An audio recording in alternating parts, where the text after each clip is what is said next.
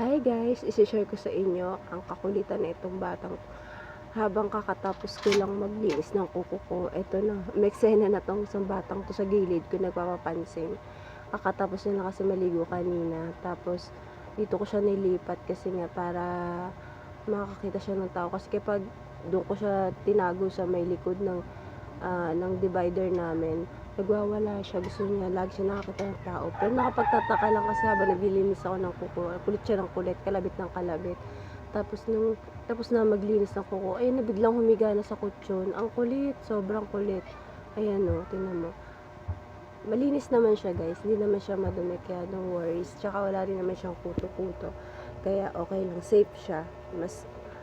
Tsaka may sarili siyang mga shampoo, sabon, tapos nililinisan namin lahat sa kanya. Kasi kapag may konting kuto siya, iringit siya ng iringit, parang naiirita siya sa mga kuto sa katawan niya. Tapos pinapagalitan ko siya dito guys. Sabi ko dun siya sa labas matulog, dun siya humiga. Ayaw niya, nagagalit siya. Nadunong pa, tingnan mo, inaalis niya pa yung kamay ko. Tinuturo ko sa kanya kung saan siya dapat humiga.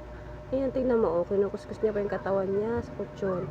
Tingnan mo, papaluin ko sana. Kaya lang, tingnan mo yung reaction, tingnan mo. Niloloko ko yung paluin, tingnan mo, lumalaban, diba? Tindi. Pero, guys, kahit ganito kakulit to, kabibo, harot, grabe, sobra. To the point na maiinis ka na sa sobrang kulit niya kapag may ginagawa ka.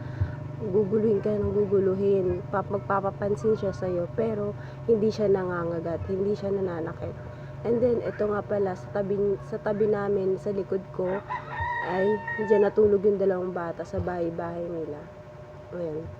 Nakausap ko pa siya kung bala ko na siyang paalisin o aalis na ba ako sa tabi niya. Nakausap ko siya. Ayaw niya pa rin sa akin. Ayaw niya sa akin. Pero gusto niyang lumapit at maglambing sa daddy niya. Pero sa akin, ayaw niya talaga sa akin. Kahit na pinagagalitan siya ng daddy niya, minsan, sa daddy niya pa rin siya pumupunta. At gusto magpahipo, gusto magpahawak, gusto maglambing. Pero sa akin, ako yung nag-aasikaso kanya. Ako nagpapaligo, ako nagpapakain, ako nag-aalaga. Ako nagkukuto kung may kuto man. Tingnan mo naman, 'di ba? Galit sa akin, ayaw sa akin. Tapos attitude pa, maarte, 'di ba? Pero hindi siya nangangagat, guys. Sobrang maharot lang siya, sobrang lambing. Eh, pinapalayas niya na ako, 'di ba? Sabi niya alis na daw ako. Sobrang kulit. Yan o, kasi naantok na siya talaga diyan, guys. Naantok na siya. Thanks for watching, guys. Sana magustuhan niyo tong video na to at sa mga susunod pa na mga video, at i-share ko sa inyo yung mga pinagagawa ni Chanel kapag nasa loob na siya ng bahay. Bye!